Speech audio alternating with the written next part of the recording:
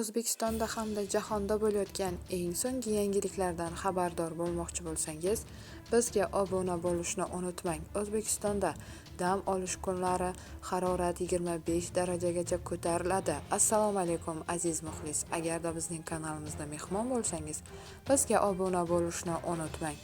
O'zbekistonda 15-16 mart kunlari iliq va quruq havo saqlanib turadi. Havo harorati asosan kechalari 4-9 daraja iliq, kunduz kunlari 17-22 daraja iliq bo'ladi.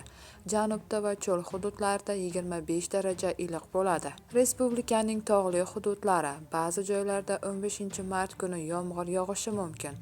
16 mart kuni yog'ingarchilik kutilmaydi. Harorat kechalari 5 daraja iliq, kunduz kunlari esa 10-15 daraja iliq bo'ladi. Toshkentda dam olish kunlari havo kam bulutli bo'ladi. Yog'ingarchilik kutilmaydi. Harorat kechalari 7-9 daraja iliq, kunduz kunlari 19-22 daraja iliq bo'ladi.